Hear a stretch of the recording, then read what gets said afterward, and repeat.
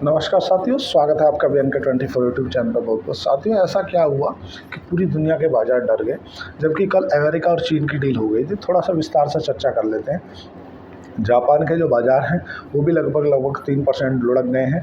और जो तुम्हारा डाउजोन है, डाउजोन फ्यूचर की अगर बात करें तो 200 अंक लुढ़का हुआ है। जबकि कल DII ने अच्छे आंकड़े प्रस्तुत किए।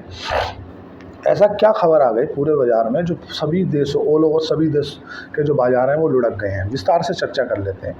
जो अमेरिका के वित्त मंत्री हैं ना, वेसु, उनकी तरफ से एक बयान आया है क्या कि उन्होंने कहा है अमेरिका की अगर कर्ज को लेके जो लिमिट है ना उसको अगर नहीं बढ़ाया गया तो हो सकता है अमेरिका में भयंकर घोर मंदी आ जाए। इसके ऊपर थोड़ी विस्तार से चर्चा करेंगे। उससे पहले थोड़ा सा कमोडिटी मार्केट के ऊपर नज़र डाल देते हैं।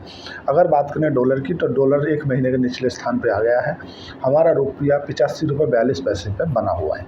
सोने की बात करें तो सोना 98,000 रुपये पे है। और बात करें चांदी की तो चांदी 1,07,100 पे ट्रेड कर रही है फ्यूचर। अब बात करें क्रूड ऑयल की तो क्रूड ऑयल मिडिल ईस्ट में बढ़ते हुए तनाव को देखते हुए जो क्रूड ऑयल है ना वो थोड़ा सा उछाल के साथ अभी $70 प्रति बैरल पे बना हुआ है। अब अमेरिका की ऐसी क्या मजबूरी रही होगी जो चीन के साथ में उसे जल्द से जल्द डील करनी पड़ी। उसकी वजह अगर खोजने जाओगे तो मिलेगी टेस्ला की बात करें तो अमेरिका के बाद चाइना दूसरे नंबर पर सबसे बड़ा बाजार है। और जिस तरह से उसने जो अमेरिका के अंदर जाने वाले जो रियल अर्थ मटेरियल्स हैं उन पर रोक लगाई तो सीधी की सीधी अंदरूनी तरीके से टेस्ला के बिजनेस पर इफेक्ट हुआ। और टेस्ला का जो मालिक है एलोन मस्क, वो कहीं ना कहीं जाके डोनाल्ड ट्रंप के कान में बोल रहा था कि भाई इसे ट्रंप टैरिफ को बंद कर दे, मेरी धंधा तो चौपट हो रहा है। और अल्टीमेटली उनने ऐसा ही किया, वो छोड़ के चले गए कि भाई मैं तो अपने बिजनेस पर ध्यान दूंगा, तेरे चक्कर में रहूँगा तो मैं कहीं का नहीं रहूँगा। जैसा कि अभी कल लंदन में एक समिट हुई थी, उस समिट में चाइना और अमेरिका के साथ में डील संपन्न हुई। अब उस डील को राष्ट्रपति के द्वारा, डोनाल्ड ट्रंप के द्वारा पुष्टि कर दी गई है कि दोनों तरफ से जो वार्ता हुई थी वो वार्ता सफल हुई है। और अमेरिका के अंदर चीन से आने वाले जो छात्र हैं वो अब पढ़ सकेंगे और अमेरिका के जो उनको टेक्नोलॉजी प्रोवाइड करता है चाइना को, वो करता रहेगा। उसके बदले में 6 महीने के लिए रिलैक्सेशन दिया है थोड़ा चाइना ने रियल अर्थ मटेरियल्स को लेकर के। ठीक है, अब ये डील तब तक कंफर्म नहीं मानी जाएगी जब तक कुछ ना कुछ प्रतिक्रिया चाइना के ऊपर से, चाइना की तरफ से नहीं आ जाती। क्योंकि जैसा कि डोनाल्ड ट्रंप को आप सभी लोग जानते हैं कि वो बयानवीर के नाम से जाने जाते हैं। वो पहले से पहले ही क्रेडिट लेते हैं, एक ही चीज़ का 3 बार क्रेडिट लेते हैं। करने वाले होते हैं तब लेते हैं, करते समय लेते हैं, करने के बाद लेते हैं। तो ऐसा ही उन्होंने किया है। उन्होंने तो अपनी तरफ से पुष्टि कर दी है कि अमेरिका और चीन की डील हो गई है, बट वो डील हुई है नहीं हुई है। देखो कल अमेरिका के जो तुम्हारा नैस्डैक डाउजोन थे ना अच्छे ऊपर चल रहे थे, लेकिन उसके बाद नीचे प्रॉफिट बुकिंग आई, नीचे बंद हुए। कारण था साफ कि कुछ क्लियर ना होना कि क्या है क्या नहीं है। कल अगर बात करें FII और DII के आंकड़े की तो फॉरेन इंस्टीट्यूशनल इन्वेस्टरों ने 486 करोड़ रुपए की बिकवाली की। उसके अगेंस्ट में DII डोमेस्टिक इंस्टीट्यूशनल इन्वेस्टरों ने 1585 करोड़ रुपए की खरीदारी की। आज के ट्रिगर क्या रहेंगे महत्वपूर्ण, आज क्या है, कंज्यूमर प्राइस इंडेक्स का आंकड़ा आने वाला है बाजार बंद होने के बाद, उस पर थोड़ी सी नज़र रहेगी। और मिडिल ईस्ट में क्या है, अमेरिका के द्वारा ईरान को सख्त चेतावनी कर दी गई है कि भाई अब वो या तो अमेरिका, क्योंकि जिस तरह से अमेरिका ने धमकी दी है ईरान को कि हम तुम्हारे ऊपर हमला कर देंगे, तो या तो ये प्रतिक्रिया देखने के लिए ना मिल जाए जो बाजार जिसके कारण डरे हुए हैं। आज आपने देखा होगा IOCL, HPCL, BPCL और जो तुम्हारा ऑयल एंड गैस रिलेटेड कंपनियां हैं उनमें थोड़ा सा दबाव देखने के लिए मिला। कारण रहा सीधा कि कहीं ना कहीं डर का माहौल है कि कब क्या हो जाएगा कुछ पता नहीं। क्योंकि ज़रूरी नहीं है कि अमेरिका ईरान के ऊपर हमला करेगा, हो सकता है अमेरिका धीरे से इजराइल को सरका दे तो इजराइल 7-12 का गुल्ला फिट कर दे, क्योंकि ऐसा कई बार देखने के लिए आया है। अब इसके साथ लड़ क्यों रही है, जर्नली बात क्या है, अगर आप मेरा कंटिन्यू वीडियो सेशन देख रहे हैं तो आपको मालूम होगा कि ईरान को जो न्यूक्लियर दिया जा रहा है ना, वो न्यूक्लियर दिया जा रहा है न्यूक्लियर रिएक्टर के लिए, ताकि आप बिजली को बना सको, बिजली के उसमें उपकरण में यूज ले सको। लेकिन ऐसा कुछ CIA या जो इनकी इंटरनल इंफॉर्मेशन है उससे पता चला है कि जो ईरान है ना वो परमाणु बम बना रहा है। अगर परमाणु बम बनाएगा तो मतलब मिडिल ईस्ट में शांति होना तय नहीं है। इसीलिए अमेरिका भी चाहता है कि भाई अब हम तुमसे हो ही जाए दो हाथ। अमेरिका को जैसे आपने देखा रूस और यूक्रेन के साथ में क्या किया, यूक्रेन को पहले तो अपने यहाँ लाके अच्छा सा बेइज्जती करी जेलेंस्की की। बेइज्जती करने के बाद उसके आधे से ज़्यादा रेयर अर्थ मटेरियल्स पे अपना कब्जा कर लिया। और अब जब आज मतलब कल तो सबसे बड़ा हमला किया ही था रूस ने यूक्रेन के ऊपर, आज फिर से रूस ने कीव के ऊपर हमला किया है जो कि उसकी राजधानी है यूक्रेन की। और अब अगर डोनाल्ड ट्रंप की तरफ से ये पूछा जाता है ना किसी से, डोनाल्ड ट्रंप से, कि भाई इस पे आपका क्या प्रतिक्रिया है, मतलब जिस तरह से रूस हमले कर रहा है यूक्रेन के ऊपर, तो आपकी क्या प्रतिक्रिया है? तो डोनाल्ड ट्रंप बोलते हैं भाई अब तो इन्हें लड़ ही लेने दो, मैं तो ये बोल रहा हूँ कि अब हो ही जाए, दो हाथ हो जाने दो। तो क्या इससे आपने पुतिन को, जो रसिया के राष्ट्रपति हैं, उनको एक संकेत दे दिया है कि जी ले अपनी ज़िंदगी? क्योंकि अल्टीमेटली यूक्रेन के 50% रियल अर्थ मटेरियल्स पर तो कब्जा हो चुका है। देखो अभी बिजनेस क्यों इफेक्ट हुआ, क्योंकि जो रियल अर्थ मटेरियल्स है ना, चाहे वे तुम्हारा आयरलैंड वाले हुए, चाहे ये तुम्हारा यूक्रेन वाले, इनको अभी कंटिन्यू आने में बहुत समय लग जाएगा। और चाइना के पास से ऑटोमेटिक सप्लाई आ रही थी, वो उनने बंद कर दी थी। इसलिए कहीं ना कहीं इलोन मस्क उनके कान में जा के बोल रहे थे भाई इसे बंद कर दे, मुझे नुकसान हो रहा है। अब बात करें थोड़ा सा बाजार के ऊपर लौटते हैं कि यार बाजार वो तो चलो ठीक है, अब रूस ने यूक्रेन के ऊपर रोज़ की रोज़ हमले कर रहा है, उसके ऊपर से प्रतिक्रिया नहीं आ रही। तो प्रतिक्रिया नाटो के देशों की आ रही है, जो नाटो के देश है ना, पोलैंड, हंगरी, लिथुआनिया, और जो तुम्हारा ये यूरोपियन यूनियन में आते हैं देश, इनका सीधा कहना है रूस से कि भाई देख तो इसे मार रहा है वहाँ तक तो सब ठीक है, पर ये बात का ध्यान रखना कि एक भी मिसाइल, एक भी बम, एक भी हथियार इधर नहीं गिर जाए, और इधर गिरा तो फिर देखना हम नहीं छोड़ेंगे। अब वो ठीक है, एक तो पिट ही रहा है ना। और रूस जो है ना, रूस तो अपने अखंड रूस को मान के चलता है कि बोले यार मैं तो अखंड रूस बना के चलूँगा। अल्टीमेटली क्या 1991 से पहले ये पूरा का पूरा यूएसएसआर हुआ करता था।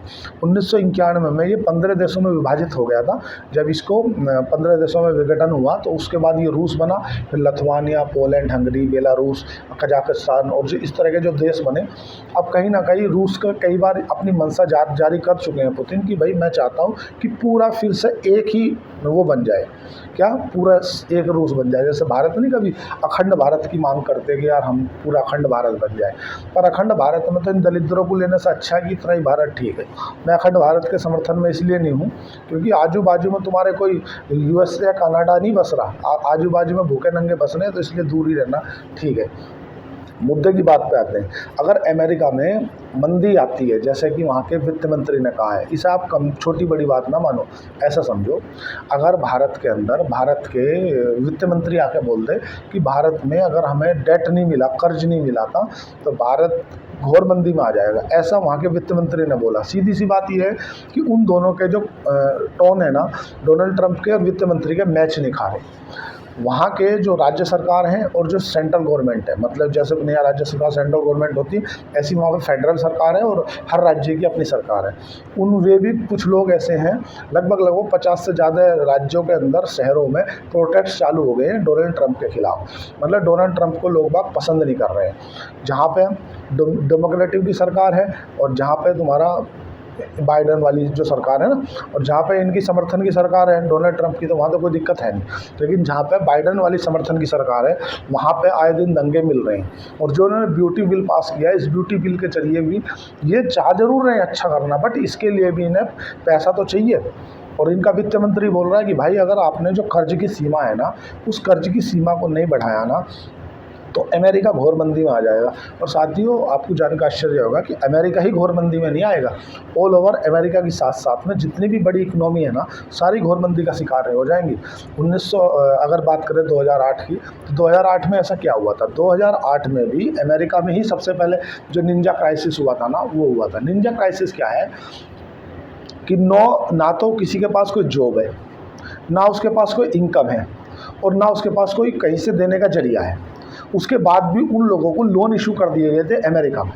जब उसके पास कोई इनकम नहीं है, नौकरी नहीं है, जॉब नहीं है, कोई जरिया नहीं है, आप सपोज करो भिखारी है कोई, आपने भिखारी को 1 लाख का लोन दे दिया, अब वो आप वहाँ से वापस कब करेगा? निंजा क्राइसिस इसीलिए तो आया था, लेमन ब्रदर्स के नाम से जिसे हम जानते हैं। अमेरिका से शुरुआत हुई थी उसकी। थोड़ा सा आगे चलते हैं। अमेरिका में घोर मंदी की संकेत को देखते हुए वहाँ के जो वित्त मंत्री हैं, उन्होंने जो कहा है कि अमेरिका का अगर डेट कर्ज नहीं लिया गया ना, और कर्ज की सीमा को नहीं बढ़ाया गया, तो अमेरिका में घोर मंदी आ जाएगी। अब क्या है, बाजार है मजबूत, पर सेंटीमेंट है कमज़ोर। सेंटीमेंट कमज़ोर है, बाज़ार मजबूत है, इसीलिए बाज़ार को थोड़ा-सा आपको वीकनेस देखने के लिए मिल रही है। अगर बात करें तुम्हारा निफ्टी की, तो निफ्टी जो है तुम्हारा जब तक 24,800 को नीचे की ओर साइकोलॉजिकल जो लेवल है उसको होल्ड करके रखा है तब तक मजबूत है। उसके नीचे अगर जाता है 24,800 के, तो फिर जो है 500 पॉइंट की आपको नीचे ही देखने के लिए मिलेगा, ये 24,500 के आसपास देखने के लिए मिलेगा। चलो वो तो एक अलग विषय है।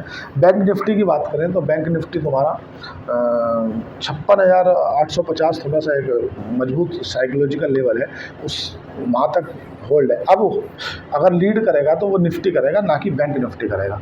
बात करें सरकार के, महाराष्ट्र सरकार की ओर से जो डिसीजन लिया गया लीकर कंपनियों को लेकर के कि जो 14,000 करोड़ रुपए के जैसा फ़ायदा होगा इससे महाराष्ट्र सरकार को, कि भाई अगर महाराष्ट्र के अंदर को दारू बनेगी तो उस पर हम कुछ सब्सिडी भी दे देंगे, कुछ कर देंगे। बाकी जो जैसे यूनाइटेड स्पिरिट है, तुम्हारा यूनाइटेड बेवरेजेज है, या तुम्हारा रेडिको खेतान है, अलेंडर ब्राइट्स है, इन कंपनियों का बिजनेस महाराष्ट्र में है, तो उस इन कंपनियों को थोड़ा सा इफेक्ट देखने के लिए मिलेगा। जैसा कि कल आपने देखा होगा काफ़ी बाजार गिरावट के साथ में बंद हुआ। अब मुद्दे की बात पर आते हैं कि आखिर पेटीएम क्यों गिरा। अगर सब कुछ इतना ही अच्छा है तो पेटीएम के साथ में क्या हुआ साथियों। जैसा कि अभी सरकार क्या है कि जो यूपीआई पेमेंट के ऊपर चार्जेस लगाने के ऊपर विचार कर रही है, तो सब लोग क्या कर रहे हैं, पेटीएम करो पेटीएम करो। तो पेटीएम कैसे होता है, यूपीआई से होता है। अब जाहिर सी बात है, अगर सरकार ने ट्रांजेक्शन फ़ी लगा देगी ना, तो लोग ना 10-10, 12-12, 8-8, 10-10 जो यूपीआई लेके चलते हैं सब बंद कर देंगे, किसी एक की तरफ शिफ्ट हो जाएंगे जिसका सबसे कम चार्जेस रहेगा। अब पहले जो पेटीएम है ना, पेटीएम के जिस समय आईपीओ आया था ना, 2100 के आसपास आईपीओ आया था। आज भी ये 3 साल बाद तक भी अपने जिन लोगों ने इसके आईपीओ में पैसा लगाया था ना, ये आज भी उस दाम पे नहीं पहुंचा है जो उन लोगों के पैसे रिकवर हो जाएं। वो तो एक थोड़ा सा अलग विषय होगा। मुद्दा क्या है, मुद्दा ये है पेटीएम गिरा है इस कारण क्योंकि सरकार यूपीआई के ऊपर ट्रांजेक्शन फीस लगाने की बात चल रही है। कच्चे तेल में जो गहमा गहमी मची है, या कच्चा तेल में जो उछाल आया है, वो आया है रूस यूक्रेन का बढ़ता तनाव, इजराइल, तुम्हारा ईरान का बढ़ता तनाव, अमेरिका के द्वारा दी गई चेतावनी जो कि ईरान को दे दी गई है कि भाई हम आपसे, यार अमेरिका भी पता नहीं कब क्या बोल दे। डोनाल्ड ट्रंप ने अभी कुछ दिन बाद तक हमें ऐसा लग रहा था कि डोनाल्ड ट्रंप ईरान के साथ में डील कर लेंगे, और उसको लेके इजराइल अच्छा खासा नाराज़ था कि यार ये डील कर लेंगे तो अपना क्या होगा, क्योंकि अपना तो कट्टर दुश्मन है। फिर उसके दिमाग में ईरान के आई कि एक काम करो, जो आपने हमारे ऊपर सैंक्शन लगा रखे हैं ना, पहले वे सैंक्शन ख़त्म करो, उसके बाद हम अमेरिका के साथ डील करेंगे। पता चले इतने दिन में डोनाल्ड ट्रंप फिर पलट गए, अरे बोलो डील विल कुछ नहीं, तुमसे तो देखना था, तुम देख लेंगे, अगर तुम्हारे यहाँ कुछ ऐसा वैसा मिला परमाणु बम को लेकर तो हम देख लेंगे। डोनाल्ड ट्रंप के यहाँ पे जो अमेरिका के अंदर जो 50 देश हैं, 50 शहर है ना, उनके अंदर जो दंगे हो रहे हैं, उनका जो मुख्य वजह है वो ये है, इमिग्रेशन नहीं है कि आप सोचो कि वहाँ के लोग बाहर के आ रहे उनकी वजह से हो रहा, नहीं। देखो क्या है, डोनाल्ड ट्रंप खुद भूल जाते हैं। अभी उन्होंने एक दिन आपने देखा होगा बोला था कि मैं फार्मा पे इतना टैक्स लगा दूंगा कि आप लोग भी याद करेंगे। देखो नहीं, एकदम से फार्मा के सेक्टर कितने धड़ धड़ धड़ धड़ पूरे शेयर गिर गए थे। अब उसके बाद खुद भूल गए फार्मा सेक्टर को कि यार वो टैक्स लगाना था। तो मतलब कहने का सीधा है, अब कोई पत्रकार उन्हें धीरे से याद दिला दे कि फार्मा पर टैक्स लगाने वाला, हाँ फार्मा पर तो मैं लगाऊंगा, 200% टैक्स लगाऊंगा, तो धड़ाम से पूरा सेक्टर नीचे। वो बयान भी है ना, देखो क्या है, पहले रहे वो पत्रकार, और पत्रकार बड़े मीठे अंदाज में जानता है कि कहाँ क्या बात बोलनी है और उसका क्या संदेश दूसरे दोस्तों में जाएगा। अब सीधी सी बात है, भारत से लगभग 70% जो जेनरिक दवाइयाँ हैं ना, वो अमेरिका में जाती हैं, और अमेरिका अगर टैक्स लगा देगा तो वहाँ के लोगों को जो दवाई होती है ना, ये आदमी की मतलब नीड में कंसिडर की जाती है, ना कि नेसेसरी में। सपोज करो किसी व्यक्ति को डायबिटीज़ है, तो जो दवाई खा रहा है ना डायबिटीज़ की, वो उसकी ज़रूरत है। ऐसा नहीं है कि वो कार ले रहा है तो इस बार नहीं तो अगले उसमें ले लेंगे, दिवाली पे ले लेंगे, होली पे ले लेंगे, क्रिसमस पे ले लेंगे। भाई वो दवाई है, दवाई ज़रूरत में आती है। अगर दवाई पे आपने टैक्स लगाया ना, तो सबसे पहले आपकी जनता कर रही आएगी आपको, बोले हटाओ यार ये क्या आदमी बैठा है, दवाइयों पर टैक्स लगा। ऐसा मान लो अगर कोई दवाई पैरासीटामोल, डिस्प्रिन या खांसी की या कोई भी दवाई, सबसे सस्ता अगर दुनिया में कहीं इलाज है तो भारत में है। भारत में तुम्हारा और भी देशों के, पाकिस्तान, बांग्लादेश, म्यांमार, इंडोनेशिया, पूरी दुनिया के लोग भारत में आके इलाज कराते हैं आज भी। खैर वो विषय अलग है। मुद्दा क्या है कि अगर इन दवाइयों की कीमत, जैसे वो बोलता है 200% टैक्स लगा दूंगा मैं, 100%, मतलब 3 गुना हो जाए। आज जो डिस्प्रिन 2 रुपये की आ रही है वो अगर 7 रुपये की बिक जाए तो तुम सबसे पहले सरकार को कर रही आओगे। वो तरीका है क्या? मान लो जैसा कोई सिपोक्स, मान लो कोई वो है, खांसी की दवाई है, वो अगर 75 रुपये की आती है, और सेम अगर आपको 200% टैक्स लगने के बाद मतलब 200% सरकार का और 100% वो मान लो, तो वो जो 75 की आ रही थी वो हो जाएगी अब 230 की।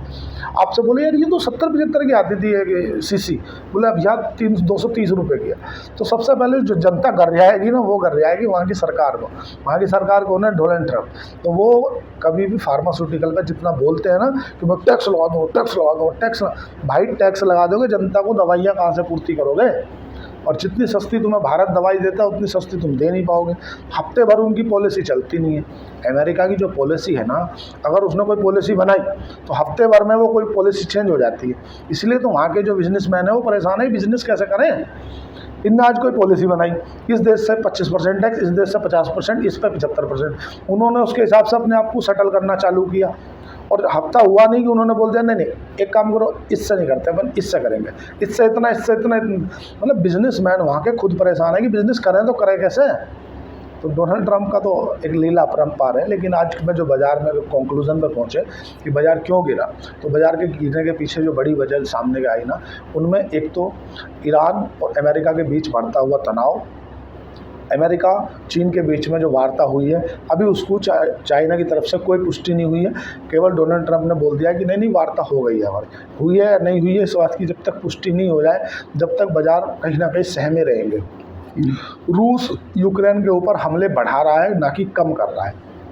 इजराइल हो सकता है रात बिरात ईरान के ऊपर हमला ना कर दे। तो जो ऑल ओवर मिडिल ईस्ट में तनाव बढ़ रहा है, ऑल ओवर तुम्हारा एशिया के अंदर जो रूस और यूक्रेन का तनाव बढ़ रहा है, और अमेरिका के चीन की डील होने के बाद भी चीन की तरफ से किसी बात की कोई प्रामाणिकता ना होना कहीं ना कहीं बाज़ार को डरा रहा है। इसीलिए जो FII है, मैं कल भी आपसे बोल रहा था कि FII ने अपने शॉर्ट नहीं काटे। जब तक FII ने शॉर्ट नहीं काटे मतलब उन्हें कुछ ऐसा मालूम है जो हमें नहीं मालूम। खैर वो अलग चीज़ है। बाकी अगर आपको हमारे साथ में डीमेट अकाउंट खुलाना है शेयर खान के साथ में, तो नीचे दिए गए डिस्क्रिप्शन पर जा करके आप अकाउंट खुला सकते हैं। आज के लिए इतना ही। चैनल को लाइक करें, सब्सक्राइब करें, कमेंट करें। धन्यवाद, थैंक यू।